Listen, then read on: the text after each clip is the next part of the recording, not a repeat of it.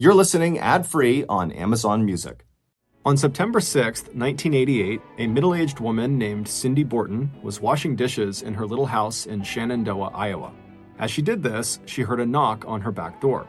She glanced at her watch and saw she only had a few minutes before she had to get ready for work, and so she hoped whoever was out there was not expecting a long visit. A few hours later, the Shenandoah police would arrive at Cindy's house, and they would discover a crime scene so gruesome that they had to call in a special investigative unit just to process it. This story includes graphic descriptions of violence. As such, listener discretion is advised. But before we get into today's story, if you're a fan of the strange, dark, and mysterious delivered in story format, then you've come to the right podcast because that's all we do, and we upload twice a week, once on Monday and once on Thursday. So, if that's of interest to you, please offer to water the 5-star review button's favorite flowers while they're going on vacation, but instead of watering them, give them no water and leave them in the blazing sun.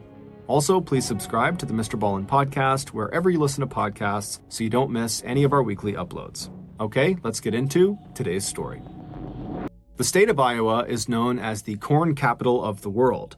But Iowa's 3 million residents do a lot more than produce billions of bushels of corn every year. They also personify some of the best qualities that America has to offer. Located in the Midwestern part of the country and surrounded by 2 rivers and 6 other states, the people of Iowa take pride in being friendly, considerate, law-abiding, hardworking, and just plain nice.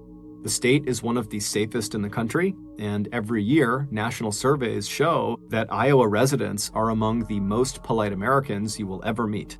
And if there's one place in Iowa where you are guaranteed to be treated, quote, Iowa nice, it's the little town in the southwest corner of the state called Shenandoah. At one time, Shenandoah was considered the seed and nursery capital of the entire world. They no longer hold that title, but residents of this town are still surrounded by some of the most beautiful flowers and trees on the planet, along with some of the best-tasting fruits and vegetables. And back in 1988, if there was one person in Shenandoah who absolutely embodied the town's spirit of friendliness, hospitality, and local pride, it was 39-year-old Cindy Borton. If you were a visitor to Shenandoah back in the late 1980s, Cindy would be one of the first people to run right up to you to introduce herself and offer you directions or recommendations of where to go in her little town. And if you were one of Cindy's friends or neighbors, she would drop anything she was doing to help you, and it didn't matter if it was day or night. Unlike many of the town's 5,500 residents whose family had been living in the town for generations, Cindy and her husband Robert and their son John had moved to Shenandoah later in life. Cindy was born on May 22, 1949, in another small Iowa town called Garwin that was located 3.5 hours to the northeast of Shenandoah. There, she and her brother had grown up playing outside and helping their parents with daily chores. After high school, Cindy went to work at a local restaurant, which is where she met her future husband, Robert. He had grown up in another Iowa town about 30 minutes away from her. Robert was a stocky young man with horn-rimmed glasses and brown hair that he swept back from his receding hairline, and when he met Cindy, he was instantly charmed by the smiling and laughing waitress with thick dark hair and shining eyes. A year after meeting, Cindy and Robert got married, and 1 year after that, they welcomed their first and only child, a baby boy named John. Early on in their marriage, Robert enlisted in the U.S. Navy, and so he was gone a lot of the time. As a result, Cindy stepped up and became the anchor of the family, always putting the needs of her husband and her son over her own. She also began working multiple part-time jobs to supplement Robert's military income, which was just not that much. However, she only took jobs that did not interfere with her ability to spend quality time with her son, John. In 1977, after Robert left the military, the Bortons moved to a town in Illinois called Evanston. There, Robert enrolled in a private seminary so that he could fulfill his lifelong dream of becoming an ordained pastor. In 1981, Robert graduated from the seminary, and a year later, he got an offer from a little church in Shenandoah asking him to come be their pastor. Robert and Cindy were thrilled, and so after Robert accepted the offer, the little family packed up their belongings and then made the 8-hour trip west back to their home state of Iowa and into the pretty little town of Shenandoah. Once in Shenandoah, Cindy immediately threw herself into her new role as the pastor's wife.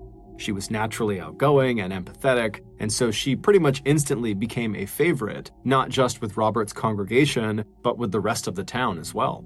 Even though Robert had landed his dream job, it was not a high-paying job, and so like Cindy, he needed to go out and pick up some extra work to make ends meet. Robert would get a part-time job at a car dealership where he washed and cleaned cars, and Cindy, after arriving in Shenandoah, worked as many as 3 part-time jobs, including her main one at a donut shop. But despite how much Cindy and Robert were forced to work every week, they were very happy people. In fact, when most people described Cindy when she was living in Shenandoah, they would talk about her laughter, because 1, she seemed to always be laughing and smiling, and 2, because her laughter was incredibly infectious, and anyone who heard it couldn't help but laugh themselves. But the Bortons' seemingly perfect life would go off the rails in 1987, 5 years after the Bortons had arrived in Shenandoah. That summer, Robert's church, which had been struggling financially for years, was finally forced to shut their doors, and so Robert's job was gone, and so too was his main source of income. This loss was devastating both emotionally and financially for the Borton family. By September of the following year, 1988, Robert had not had any luck finding another pastor gig in town or nearby, and the income they were making between Robert's car dealership work and Cindy's various part-time jobs was just not enough, and so the couple began talking about relocating. However, they both loved Shenandoah, it was their home, and John, who was 18 at the time, he was about to start his senior year in high school, and so they really didn't want to pull him out until he was done. And so Cindy and Robert decided that they would just stay in Shenandoah and they would weather the financial storm they were in, and then maybe after John graduated from high school, they would think about moving. But when John's senior year actually began that September, the Bortons' 18-year-old son suddenly developed a serious case of senioritis, meaning he didn't want to go to school. And on the morning of Tuesday, September 6th, just a few days into the new school year, John walked into the family kitchen and announced to his mother that he did not want to go to school ever. Cindy had to argue with John all by herself because Robert had already left that morning for work. But luckily, John eventually just gave up because he knew his mother was not going to budge. She wanted him to go to school. And so begrudgingly, John ate his breakfast, he gathered up his backpack, and he followed his mother out to her car that was parked in the driveway. On the drive to school, Cindy reminded her son that she'd be working at the donut shop that afternoon, and so he'd have to walk home. When they arrived at Shenandoah High School a few minutes later, John, who was still very annoyed with his mother for forcing him to go to school that day, he got out and he slammed the car door before mumbling a barely audible goodbye to his mother. As Cindy drove the short distance back to their house, she tried to tell herself that, John's behavior was just typical teenage behavior, and once the school year really got going, John's attitude would surely improve. Still, it was something she intended to talk to Robert about when he came home that afternoon for his lunch break. Once Cindy was back at their home, she parked the car in the driveway and walked through the back door and down the short hallway into the kitchen. After cleaning up the breakfast dishes, she caught up on a few household chores and made sure that the clothes she planned to wear to work that afternoon were clean and ready to go. Then she glanced at her watch and headed back into the kitchen to heat up some spaghetti sauce and pasta for lunch with Robert. Right at 12 p.m. that afternoon, just a half mile away, Robert would tell his boss that he was headed home for his 1-hour-long lunch break. A few minutes later, Robert pulled his pickup truck into the driveway of his modest little house, he turned off the engine, and he walked up the steps to the front door. As he stepped into their small living room, he called out to let Cindy know that he was home. After she called back to him from the kitchen, Robert went to the first-floor bathroom to wash up before he too headed into the kitchen to join his wife. As Cindy served him a hot plate of spaghetti, Robert listened as Cindy told him about how John had not wanted to go to school that morning and how upset he was when she dropped him off. And Robert would agree with his wife that, this did seem like typical teenage behavior and that, probably as the school year wore on, his attitude would change. The pair would chat about John's behavior for the bulk of their meal, and then at about 12:45, Robert put his dishes in the sink, he thanked Cindy for his lunch, and then he told her he'd see her that afternoon after she got home from her shift at the donut shop. A few minutes after Robert had left the house to return to work, Cindy was already washing the lunch dishes when she heard a knock on the back door. She glanced at her watch and wondered who would be visiting her in the middle of the day. A little over an hour later, at around 2 p.m., Robert received a call at the car dealership where he worked. When his boss handed him the phone, Robert heard the voice of Cindy's coworker at the donut shop. Sue Rogers told him that Cindy had not shown up for work, which was unlike her since she usually arrived for her shift early. Sue had tried calling the Borton house, but no one had picked up. Robert told Sue that, maybe Cindy had taken a nap after lunch and she's just overslept. An hour later, at 3 p.m., Robert got another call from the donut shop. This time, Sue sounded worried. Cindy still had not shown up for work, and a coworker who went by the Borton house had stopped at the back door to call out for Cindy, but didn't get an answer. And they noticed that the door was open. But this coworker didn't want to go inside without being invited, and so they left. Robert called home, and when Cindy did not pick up the phone, he asked his boss if he could leave work to go check on his wife. Just after 3:30 p.m., Robert pulled up to his house, and the first thing he noticed was that Cindy's car was still in the driveway. After parking his truck just behind her car, Robert walked up to the front door and let himself in, calling out his wife's name as soon as he stepped inside.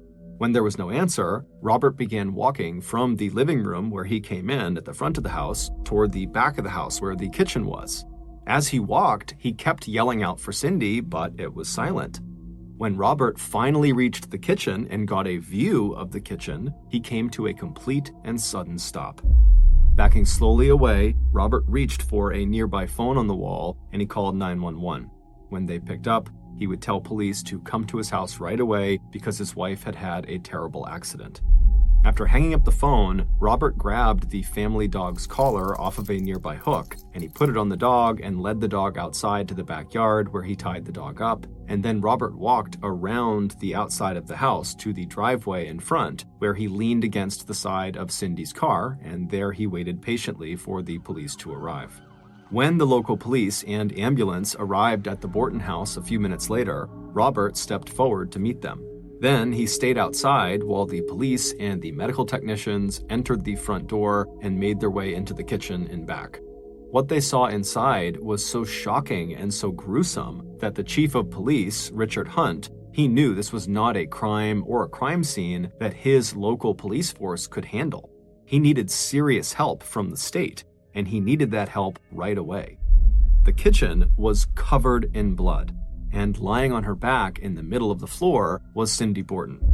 She had been stabbed 29 times with various bloody weapons that were found near her body on the ground. Based on the sheer violence of the attack and the fact that the back door had been unlocked and undamaged, Chief Hunt was sure that this crime had been personal. He knew the crime statistics in Iowa. 85% of all homicides in the state were committed by people and family members who were close to the victim, which meant that right away, Cindy's husband, Robert, and her son, John, were at the top of the list of potential suspects. And so as Chief Hunt and the rest of the local police force more or less waited for the state law enforcement to arrive so they could actually begin processing the scene, Chief Hunt decided to just go outside and speak with Robert. And so he went outside, he walked down the front steps, and he made his way over to Robert, who was still near Cindy's car. And Chief Hunt would ask him, "Robert, do you have any idea who could have done this to your wife?" After Robert said, no, he didn't, the police chief was shocked when Cindy's husband went on to insist that his wife's death must have been an accident. But before the chief could continue questioning Robert, they were interrupted by the arrival of the Borton family's son, John, who was walking down the road towards the family house on his way home from school. John slowed down as he approached the house and took in the sight of the police cars and an ambulance parked along the curb and the yellow crime scene tape along the perimeter of their yard. When John reached his father, Robert told him that something bad had happened to his mother and that she was dead. But as Robert reached out to put his hands on his son's shoulders, John dropped his backpack and just turned around and started running. Later, he would tell law enforcement that the news was so shocking he just couldn't handle it, and so that's why he ran. When John did return to his house almost 2 hours later, personnel from the state's Division of Criminal Investigation had finally arrived, and they were dusting for fingerprints and gathering evidence inside of the Borton house. and local law enforcement had fanned out around the neighborhood to ask the Bortons' neighbors if they had seen anything unusual or suspicious that day. By then, Robert had also told police exactly what he had done that day, starting with him leaving the house at 6:45 a.m. to go to work, and then arriving at work at 7 a.m., and then coming home again at noon for lunch with Cindy, and then leaving again and getting back to the car dealership at 1 p.m. Robert also described the calls he got from the donut shop saying that Cindy had not shown up for her 2 p.m. shift, and he would describe to police what it was like when he arrived at his house at 3:30 p.m. to check to see if Cindy was okay. After John was back at the house, he would tell police that he had been at school from the time his mother had dropped him off in the morning until school let out at 3:30, and then he had walked home. When the state investigators asked John if anything about that morning had seemed out of the ordinary, at first John said no, but then after a few seconds, he changed his answer to yes. He said that he and his mother had been arguing that morning because John didn't want to go to school that day, but he told police this was not anything serious. By the time John and Robert left the Borton property to go stay that night with friends that they knew from Robert's old church, word had spread throughout Shenandoah that something unspeakable had happened to one of the town's most popular residents. Early the next morning on September 7th, there were police officers waiting at Robert's car dealership to check on Robert's alibi. And while Robert's timesheet confirmed the timeline Robert had given them, Robert's boss added one detail about that day that Robert had left out.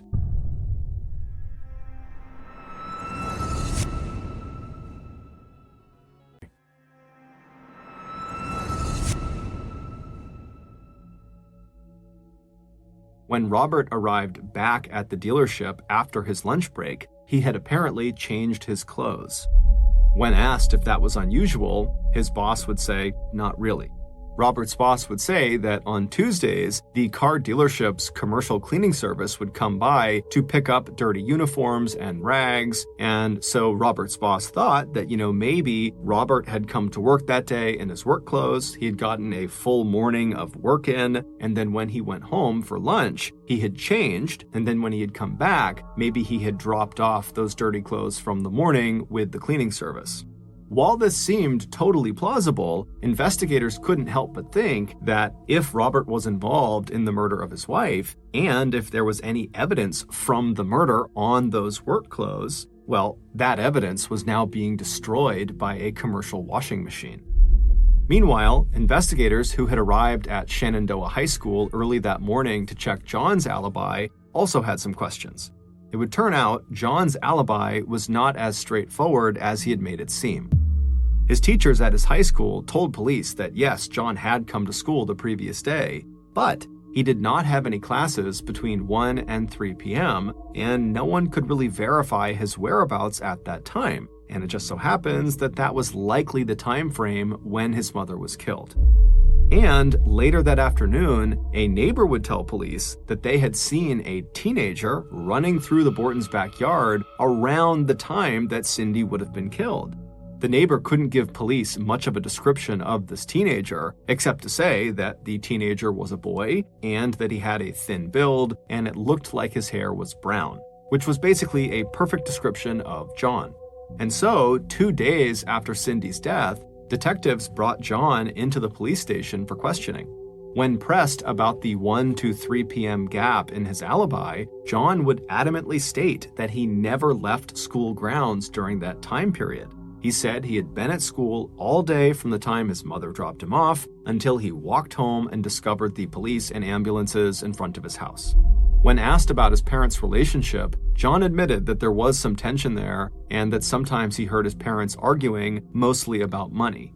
But John also told police that his mother and father were very committed to each other and had been quite happy in the past. And so no matter what problems they might be having, John was confident that his parents were not even close to getting divorced. He believed they would look to find a solution that kept them together.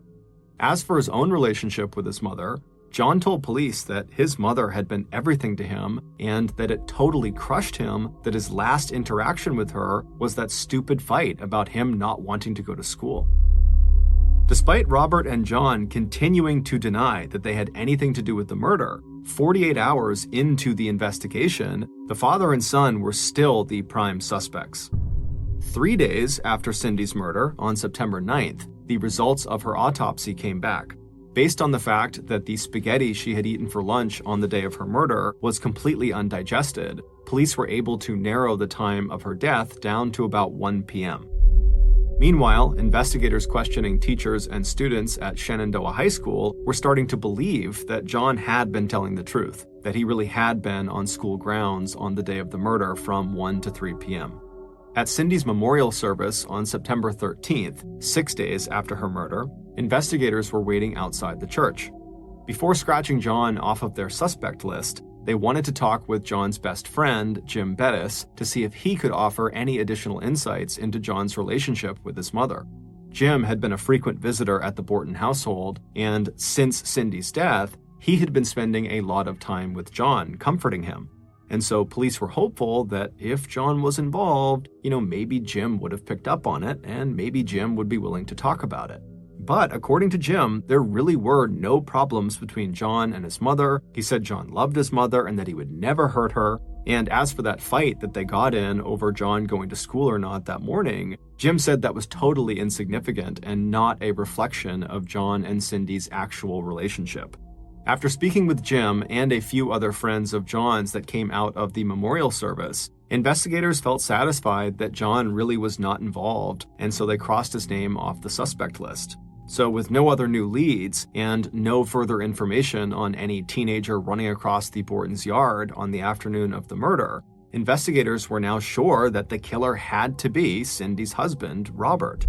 So, about 1 week after the murder, investigators brought Robert into the interrogation room in the basement of the local police station, and then once he was sitting down, a special agent from the state's Division of Criminal Investigation leaned in close to Robert and said, "Bob, let's quit playing games. We both know Cindy was dead when you went back to work." But for the next 3 hours, Robert, who showed very little emotion and no signs of grief, refused to change his story.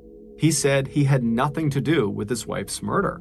He said that Cindy had seemed totally normal when he left for work early on the morning of the day she died, and when he came home for lunch that day at noon, she was alive. And she was also still alive when he left to go back to work at 12:45 p.m. Before leaving the police station, Robert agreed to have his fingerprints collected, and he agreed to take a lie detector test. So, the very next day, a special agent drove Robert 150 miles northeast to Des Moines, where Robert was hooked up to a polygraph machine that would measure his physical reactions to a series of key questions. Questions like, "Did you hurt your wife?" or "Did you kill your wife?" And Robert would answer these questions the same way he had the day before in the basement interrogation room at the police station. "No, I didn't hurt my wife. No, I didn't kill my wife." But this time, the polygraph machine showed that Robert was not being truthful. He didn't fail his test by much, but the results convinced investigators that despite Robert's denials, he must be the killer. And so the agent who had administered the lie detector test pulled Robert aside for another round of intense questioning, telling him, "Hey, you failed this test, so you got to tell us the truth now." But Robert continued to say that he had nothing to do with it, and he even fell asleep during this interrogation. Even with this failed lie detector test, the police lacked hard evidence that linked Robert to the murder. And so even though they wanted to keep him, they couldn't. They had to let him go. And so a special agent drove Robert back to Shenandoah, and on the drive, he turned to Robert and he said, "You know, Bob, when this is all over and you've been arrested, charged, tried, and convicted, I would be honored if you confessed to me." But a week later, 2.5 weeks after Cindy's murder, investigators got another piece of bad news when the state's crime lab reported that they had not been able to lift any fingerprints from the various murder weapons that had been found in Cindy's kitchen. They also were unable to pull any prints off of any other physical evidence that had been sent off for testing. As September inched towards October, and police had still not made any arrests, the residents of Shenandoah were outraged and scared.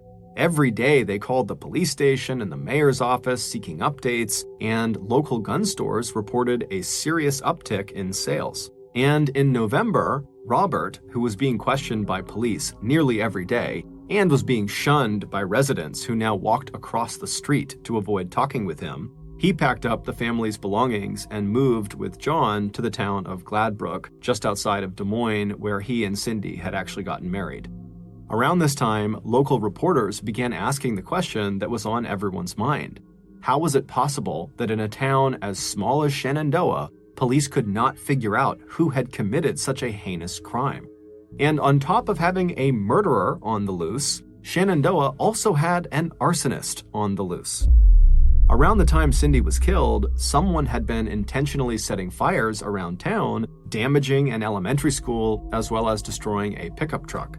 And while the arson attacks didn't appear to be connected to Cindy's murder, it did seem odd that there would be two violent crimes happening at the same time in a town that saw almost zero violent crime.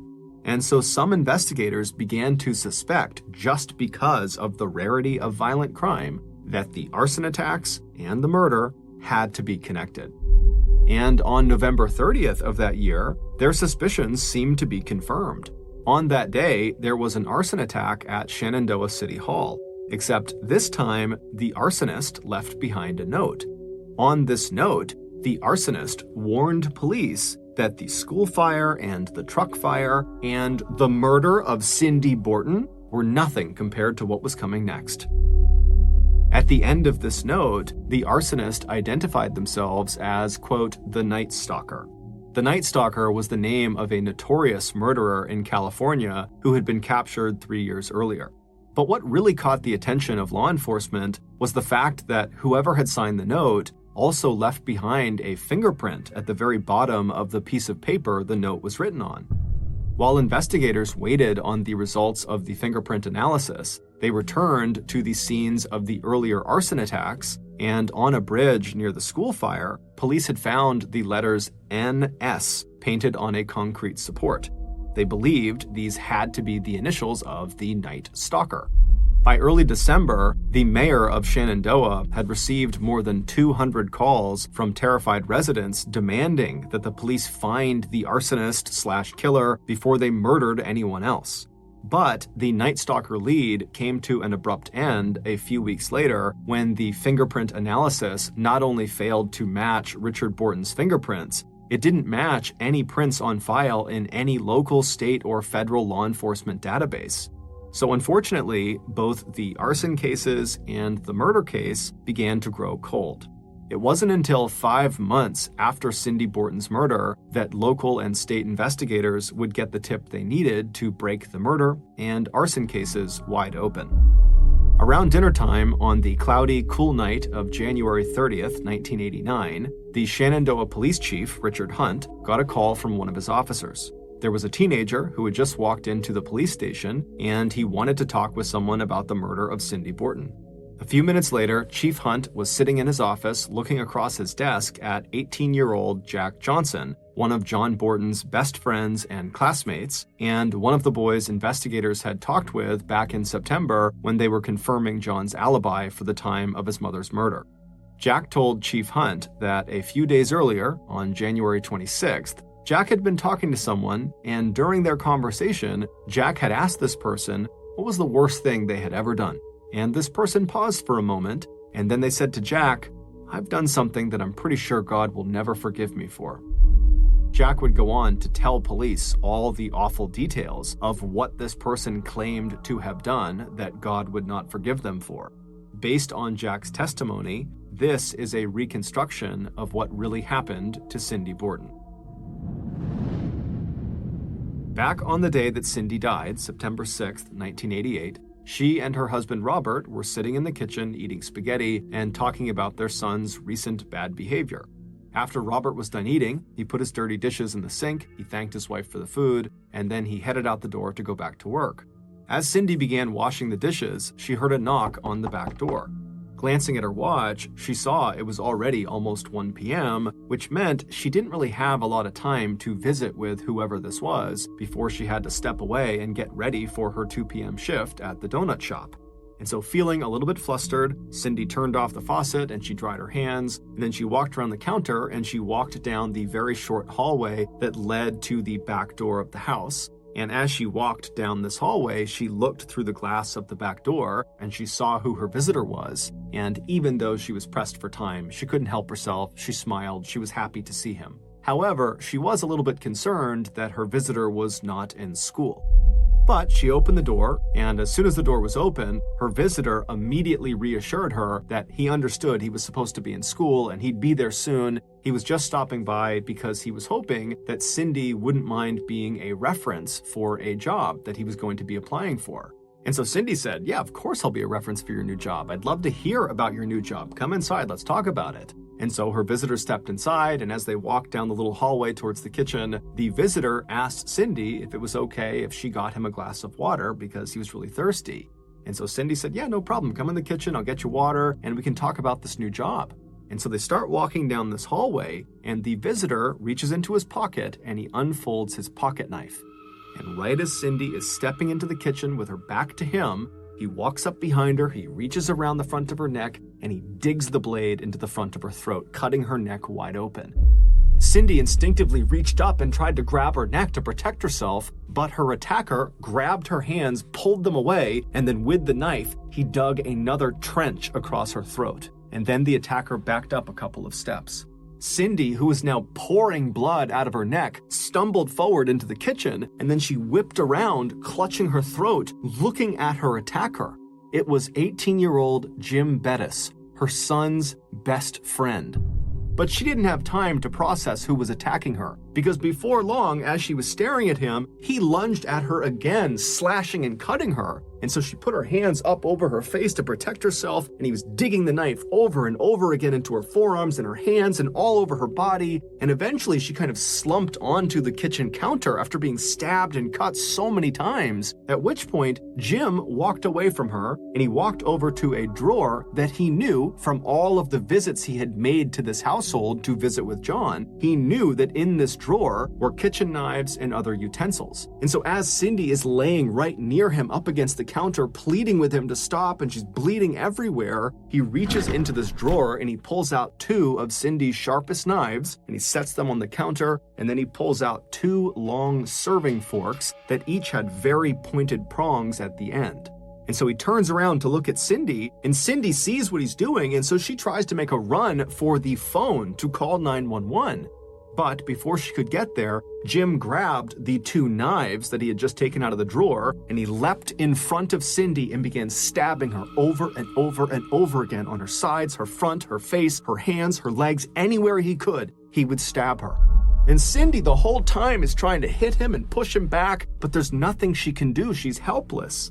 And then at some point, she kind of falls to the ground, but she's not dead yet. And so at that point, Jim put down the two knives he had just taken out of that drawer, and he went back and he got the two serving forks. And then he went back over to Cindy, who was now crawling across the ground trying to get to the phone, and he began stabbing her in the back of the neck, on the side, over and over and over again. Despite multiple puncture wounds to her vital organs, Cindy was not dying. She was bleeding profusely. She was likely mortally wounded at this point, but she kept trying to move forward. She kept trying to fight back. She was doing anything she could to save herself. But eventually, Jim overpowered her. He flipped her over onto her back. And then kneeling next to her, he got his tools lined up next to him, the two knives, his own knife, and the two serving forks. And systematically, he began using these tools to begin cutting and slashing and digging into the front of her torso. And he would continue to do that until Cindy finally stopped moving.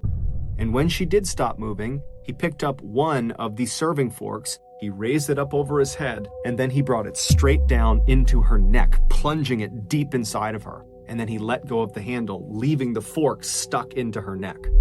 Then he wiped off the handle of that fork as well as the other handles of the other murder weapons, which he just left on the floor next to Cindy, with the exception of his folding knife. He would take that. Then Jim stood up and walked into the small bathroom near the kitchen, and he washed his hands and face, leaving faint traces of blood in the sink, but wiping his fingerprints from the faucet handles. Then Jim retraced his steps to the back door. He stepped outside and he paused for just a minute before taking off at a run across the Bortons' yard. He would be seen by that neighbor, except the neighbor would only be able to describe him as a thin teenager with brown hair. 3 hours later, Jim and his parents would be out driving around when they passed John, who had just bolted from the scene and the news of his mother's death. Jim's parents slowed the car down, and Jim leaned out the window and he comforted his friend, asking him if he wanted to come into the car and talk about what happened. Did he need a ride anywhere? But John, who was in a state of shock, would just shake his head and keep on running. 5 months after killing his best friend's mother, Jim would confess his crime to his other best friend, Jack Johnson. Not only would Jim tell Jack exactly where he had disposed of his pocket knife, he would also draw a diagram for Jack showing him exactly where Jim had left Cindy's body inside the Bortons' kitchen. On the night of January 30th, which was the day that Jack Johnson had gone to police to tell them about Jim, he presented Jim's hand-drawn diagram and pushed it across the desk to Chief Hunt. On February 2nd, 1989, police asked Jim Bettis to come to the police station for an interview.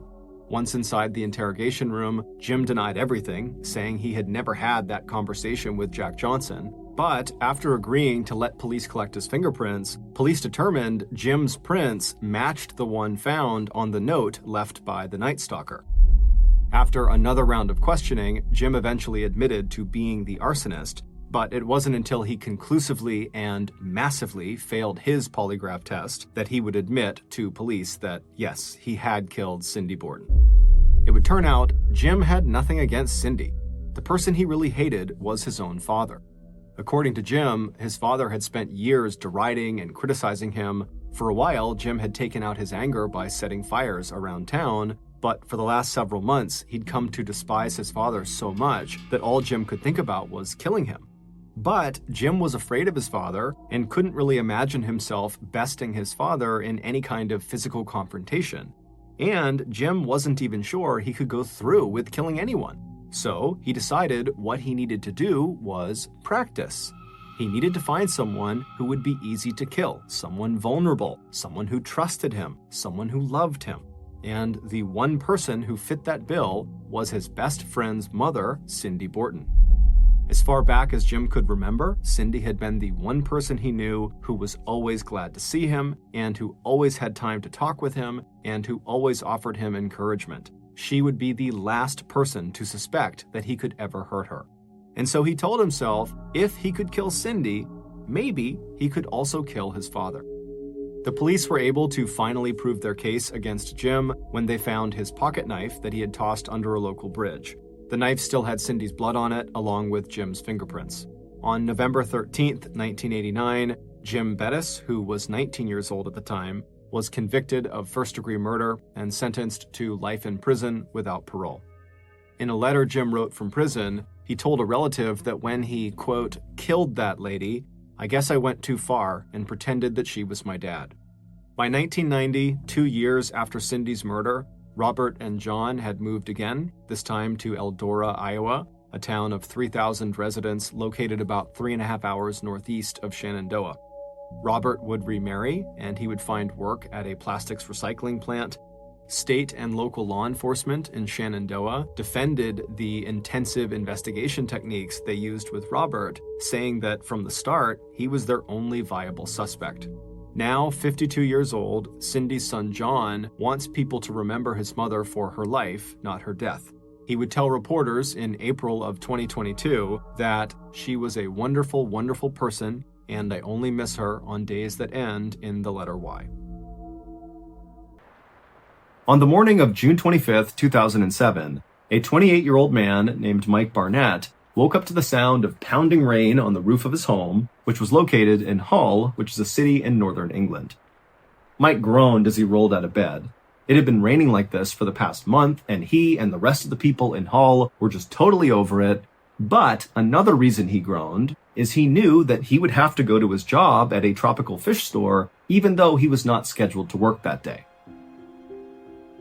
There was a street right behind the tropical fish store that always completely flooded out from all these debris getting clogged in the drain, and the owner of the tropical fish store, so Mike's boss, who was an elderly guy, he would always go out and try to clear the debris himself, and Mike just knew, he really needed help, and today he knew his boss would be out there, and so he just felt like it was his responsibility to go in and help him clear out the debris.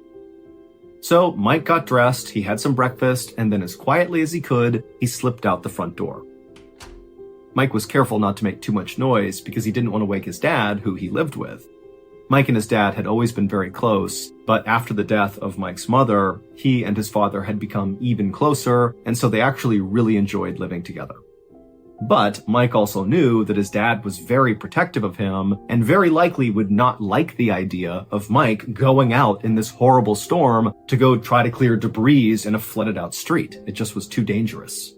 And Mike just didn't want to deal with that right now, and so he was able to slip out without waking up his dad.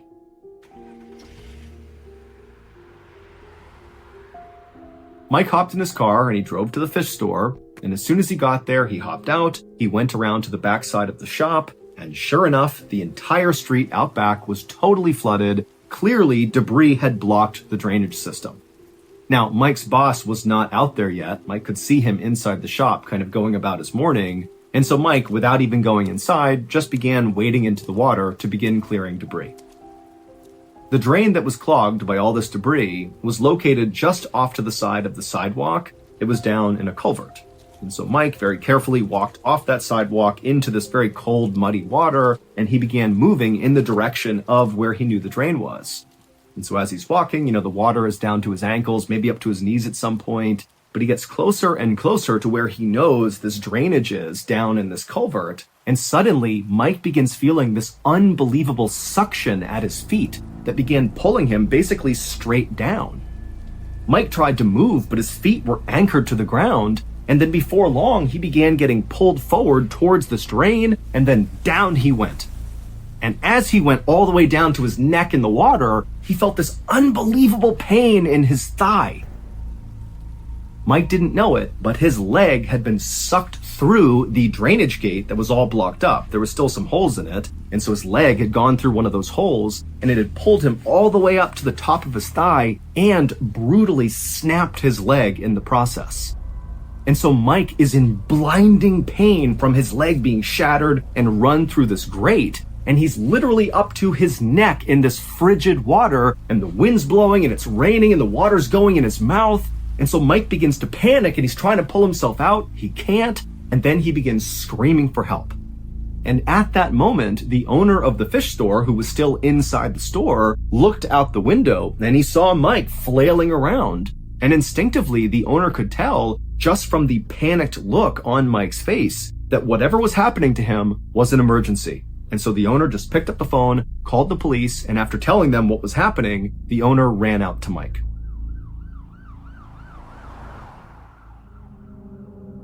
When the first police officers arrived on the scene, Mike was still in the water up to his neck, and the shop owner was right next to him. And the police officers, they assessed the situation in front of them, and they thought, okay, clearly this guy, Mike, is trapped in the water. This is serious, but we can pull him out. That's the obvious solution here. And so the two officers walked up to Mike, they waded through the water and got on either side of him, kind of pushing the shop owner out of the way. And then the two officers grabbed Mike's shoulders. These are strong police officers, and they began pulling on Mike. And as soon as they did, Mike let out this unbelievably loud scream of just pure agony. And in fact, his scream was so guttural that the two officers let go and were kind of startled by it. And very quickly, these officers realized this situation is far worse than it appears. Because not only is this guy totally stuck and he can't be moved, but, they're looking around and the rain is still coming down and it's clear the water is still slowly rising. And because Mike's body was situated over the grate, he himself was causing even more blockage, increasing how much the street was flooding. Meaning the officers knew they had to get Mike out as soon as possible or he would drown.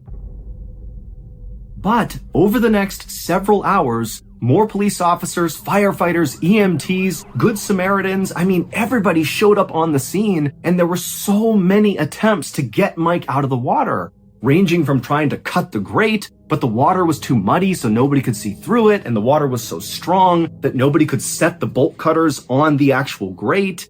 And then at one point, they even tied a winch around Mike and tried to pull him out with a Land Rover, but every intervention failed. The rushing water that was pinning Mike to this grate was so strong, and Mike's pain in his leg was so high, it made it nearly impossible to move him. And so finally, at the 4-hour mark that Mike has been trapped in this water, a decision was made amongst all the first responders to amputate. So the police called a doctor who was willing to perform the leg amputation, and then after doing it, Mike could sense something was up. Clearly it's not going well, and he began frantically asking the police and all the first responders, "When are you going to get me out of here? When are you going to get me out of here?" And they just kept telling him, soon, Mike, hold on, it's going to be okay. Meanwhile, the owner of the shop at this point had called Mike's dad to tell him what was going on. And so as all these people are waiting for this doctor to show up to cut Mike's leg off, Mike's father shows up and basically barrels through the crowd and starts screaming, "I'll get my son out of here." But as soon as he saw his son, he was totally taken aback. Mike was up to his chin in water. There was a diver behind him in the water with him, holding him up, barely keeping his head above the water. Mike's face was totally pale, and his eyes were totally unfocused, and he had this weird blank expression like he wasn't even there. And then a second later, a whole wall of police came running up to Mike's dad to stop him from getting any closer, and they told Mike's father they were doing everything they could to try to get his son out, and for now, they told him he just needed to go home. And so even though Mike's dad did not want to abandon his son, he could tell with all these police standing there in front of him, there was no way he was going to be able to go up there with his son. And so he would turn around and head back home without even speaking to his son. Then, when Mike's dad got home, he turned on the news, and the news was showing live coverage of his son trapped in that grate.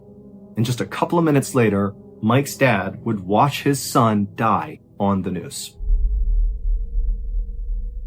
By the time that doctor arrived with that special saw to cut off Mike's leg, it was already too late. Mike had passed away from hypothermia.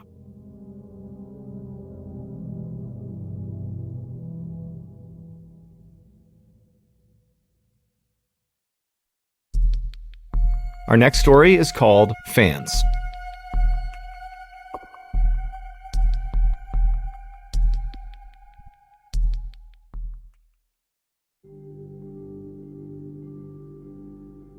In 2009, 25-year-old Larry Mario Moncada graduated from college and moved back in with his parents in Iowa. He was excited about his future, and his parents were extremely proud of him. As soon as Larry moved back home, the first thing he did was go out and get a placeholder job at the No Frills supermarket, which was a local supermarket right in town. He figured, you know what, it's temporary, but I don't want to just sit around all day. I want to do that until I find my career. But even though the job was supposed to be temporary, he found that he kind of loved the job because he loved the people he worked with, and his coworkers would later say that they loved working with him too. But everything in Larry and his family's life would get turned completely upside down in November of 2009. On November 26th, while a blizzard raged outside, Larry and his family celebrated Thanksgiving inside. After everyone was done eating, Larry told them that he actually had an overnight shift at the supermarket. And I don't think his family knew he had this shift. So they were like, "Oh man, do you really gotta go? The weather's so bad." And he's like, "No, I gotta go. I don't mind." And they're like, "All right, well, hey, sorry you gotta work." And Larry walks outside and goes to work. The next morning when he came back from that shift, his mother would say something seemed off about him. When he came inside, he was very disoriented. He didn't really know where he was. And his mom's trying to tell him that everything's okay. What's going on? Did something happen out there? And this is when it dawned on her that he could be having an anxiety attack. Just a few years earlier, Larry had had a whole bunch of panic attacks and he was really struggling with anxiety. And it wasn't until his mom made him go to the doctor and put him on medication that he stabilized. But at this moment, she didn't know if her son was on any medication or not, so just to play it safe, she said, "Hey, let's go to the doctor and have you looked at. You don't seem well." So she brings him to the doctor, and the doctor quickly prescribes Larry an antidepressant. They go and fill the prescription, they go back home, and Larry takes one of these antidepressants. But the medication didn't seem to be doing anything because over the course of the day, Larry got progressively more and more stressed out and more confused seeming, and eventually he told his mom that he was hearing voices in his head that were telling him his heart is beating too quickly and he needs to eat sugar to slow down his heart. And his mom is looking at him thinking, what do I do about this? And so all she could think to do was just to stand next to him and kind of comfort him as he sits there eating sugar over the course of the day. Finally that night he would fall asleep, and his mother prayed that over the course of the night that somehow this medication he had been prescribed would kick in and he would wake up and feel better, because so far it really seemed to only be getting exponentially worse. But the next morning when Larry got up, he was just as bad as the night before, except now he was having these vivid hallucinations. He said there were people in the house that were looking for him, and so he spent the day running around the house hiding from people in the house that were not actually there. Then finally that night, Larry just kind of loses it and begins screaming at his parents and berating them before suddenly running out the front door without shoes, without a jacket, no wallet, no cell phone, no anything. And he just runs directly into the blizzard and disappears. His family was so caught off guard by this happening that it took them a minute to get out the front door after him, but it was snowing so hard they could barely see in front of their face, and they knew he was gone. So immediately they call the police, but the police have the same issue. They can't really go looking for him right now because the visibility was so bad. And so they told his family that we can't really start until tomorrow morning, so hopefully he turns up tonight. So the next day when the weather clears up a little bit, the police go out looking for Larry, and they're asking people in town if they've seen him, and no one's seen Larry. And unfortunately, because it had snowed so much the night before, any of Larry's tracks leading out of Larry's house were now covered over. And so after a couple of days of this, when there's just no sign of this guy, the police say to the family, look, there's not much we can do. We're just going to have to wait to see if he turns up. 10 years later, the No Frills supermarket where Larry used to work was out of business and it was about to get torn down. And some contractors were sent in to start ripping down the shelving and breaking down the inside of the building. And when they went into the back and began pulling away those huge freezers that keep your milk and your dairy products in, they start pulling those away from the wall. Larry's body comes tumbling out. It had been pinned in this tiny 18-inch wide space between the back of the freezer and the wall. It's believed on the night Larry ran out of his parents' house barefoot into a blizzard, he ran right up the road and went to the No Frills supermarket. Now, it was closed at the time, but he had access to the back door with the key code because he worked there. And so he went inside and he climbed on top of the freezers, the section of the freezers that jut back into the space that no one in the store can see.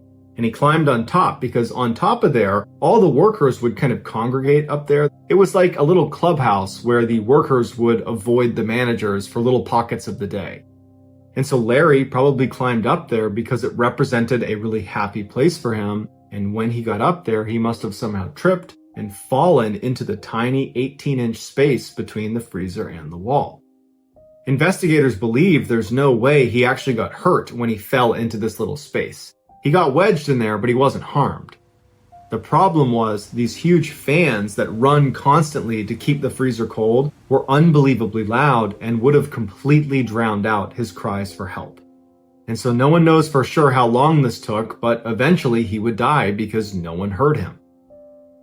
Looking back at old Facebook posts around the time that Larry would have been dead behind the freezer, there was a whole bunch of people that were commenting on Facebook that they didn't want to shop at the No Frills supermarket anymore. Apparently there was a really bad smell coming out of the back freezer.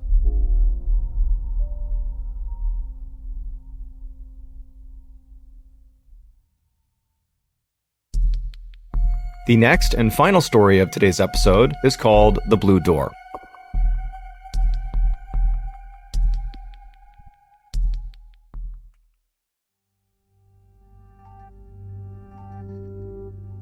On the morning of September 19th, 2013, a man named Mark Casey sat with his girlfriend, Lynn Spalding, in the triage area of the emergency room at San Francisco General Hospital.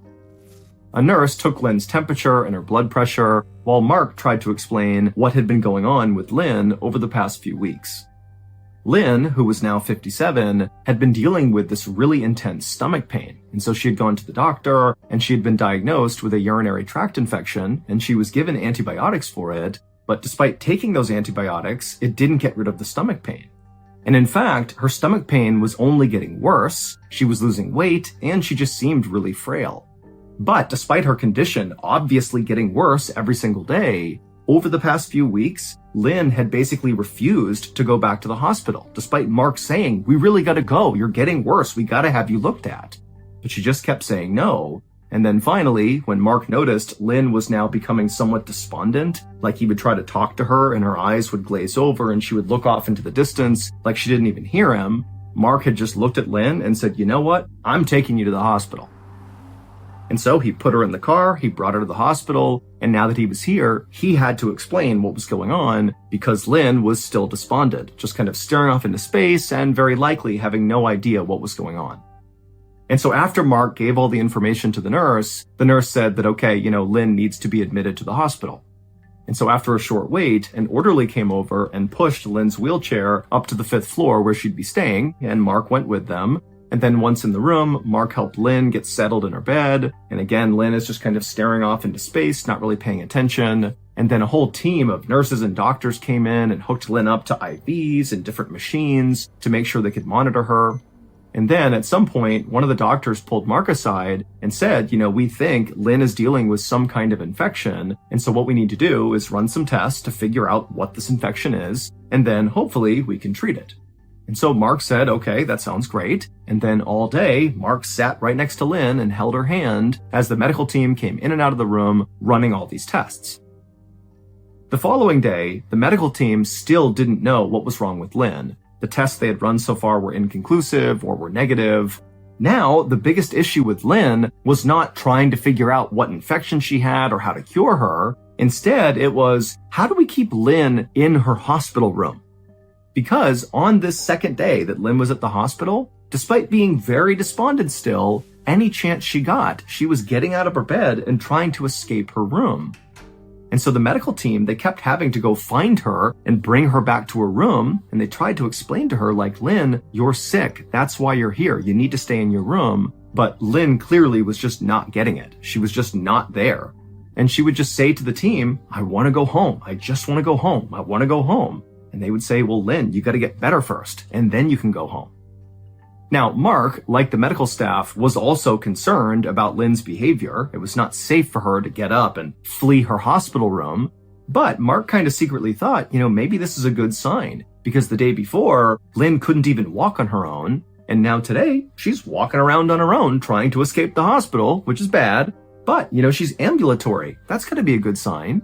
And also, Mark was thinking that because Lynn was fleeing her room over and over again, she's going to get even better medical care because the staff has to be super focused on her. And so Mark was feeling kind of optimistic that Lynn was on the road to recovery. The next morning, so now Lynn has been at the hospital for 2 days at this point, a nurse went into Lynn's room to check on her at about 10:15 a.m., and she walked up to Lynn, who was in her bed, and Lynn immediately told the nurse that she wanted to go home, and the nurse said, sorry, Lynn, we still don't know what's wrong with you. You got to stay here for now. But again, it was pretty clear Lynn did not understand what the nurse was saying.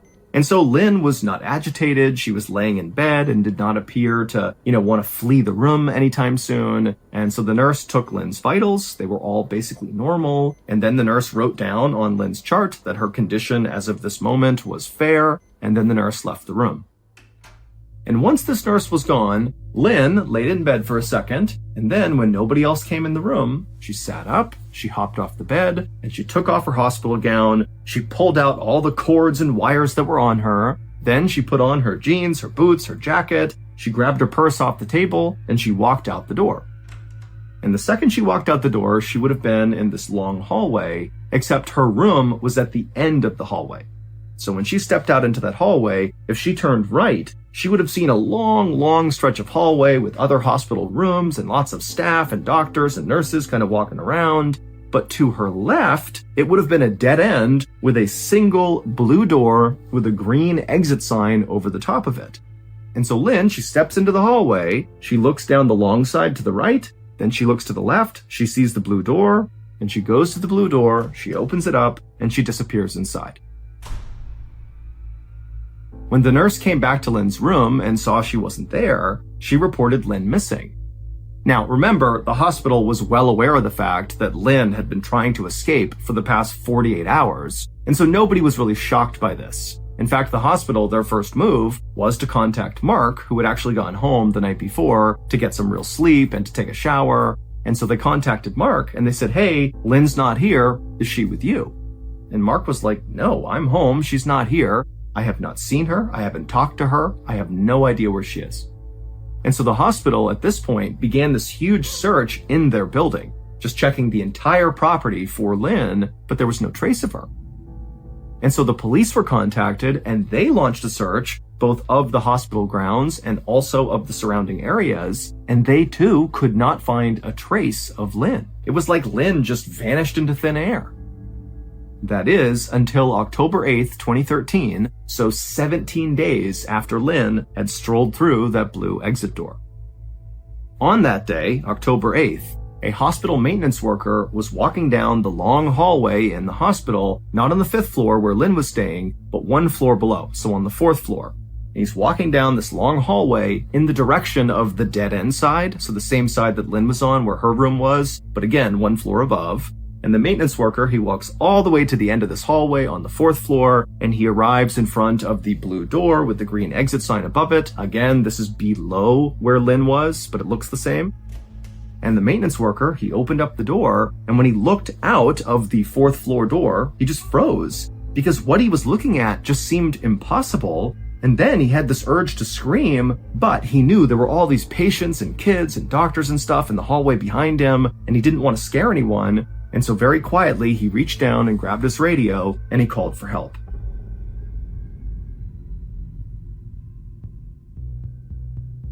In order to explain what happened next, you have to have a basic understanding of the layout of this building, specifically the outside of it.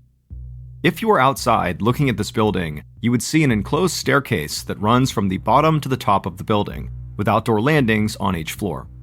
The one on top is the 5th floor landing, and the one below it, with a single person on it, is the 4th floor landing. And to get onto these outdoor landings, you have to walk through those blue exit doors at the end of those hallways. These blue doors are emergency exits. And so when you go out these blue doors, once they shut, they lock automatically. But now you're out on this outdoor landing, and immediately to your right, although you can't see it in this picture, there is actually another door that leads to this enclosed stairwell that will bring you all the way to the ground floor, where there's another door that's unlocked that will bring you out to safety. And so again, you walk out one of those blue doors, you're on this landing, you can turn, open up another door, you're in the stairwell, and you can evacuate. So, in theory, if you were a person that really wanted to escape this hospital, like Lynn did, going out one of these blue door emergency exits was a great idea. It would bring you to the ground. This is a way to escape the hospital. But remember, Lynn was totally confused. Mentally, she was just not there because of whatever illness was affecting her. And so when she walked out that door, she arrived on the 5th floor landing, and the door shut behind her and it locked. And the theory is, as soon as Lynn got out there, maybe she had some second thoughts and wanted to go back into the hospital. And so she turned and she grabbed that door and tried to open it back up again, but because it locks automatically, it wouldn't open. And so Lynn did have the wherewithal to turn and see this other door that led to this enclosed stairwell, the emergency stairwell that did go to the ground floor. She could absolutely go all the way down and escape. She could do that. She went down one floor to the 4th floor landing. And when she got there, she left the stairwell and she went to that door that would lead back into the hospital on the 4th floor, and she tried it, but of course it was locked. And then again, instead of her just going back into the stairwell and going down and escaping to safety, she, for some reason, just stayed on the 4th floor landing. Again, you gotta remember that she's not all there mentally, and so she was confused, and she just stayed there on the landing, basically waiting to be rescued. But despite these huge searches of the hospital property by hospital staff and by the police, for some reason, this area, this landing on the 4th floor, was never checked. And so nobody found her. That is until October 4th, so at this point, Lynn has been outside for 13 days on this landing, and a researcher from the hospital, for whatever reason, exited out one of these emergency doors, and they began making their way downstairs, and when they passed by the 4th floor landing, they spotted Lynn on the ground on the 4th floor landing, but instead of going over to her and seeing if she was okay, this researcher just called security and said, hey, there's a patient outside on the 4th floor landing, come check it out. And then instead of waiting for security, the researcher just left, leaving Lynn alone, and security at the hospital, who said they were going to go check, they didn't. And so 4 more days would go by with still nobody officially finding Lynn. And then finally, on October 8th, the hospital maintenance worker opened up the blue door on the 4th floor, and he saw the 4th floor landing, that exterior landing, and he saw Lynn, and he knew she was dead. Officials were never able to determine when Lynn died, so it's not clear how long she was alive out on that landing. But it is possible she could have been alive when that researcher found her, but obviously help didn't come in time. Ultimately, Lynn's family would sue the city and the hospital, and they would be awarded $3 million.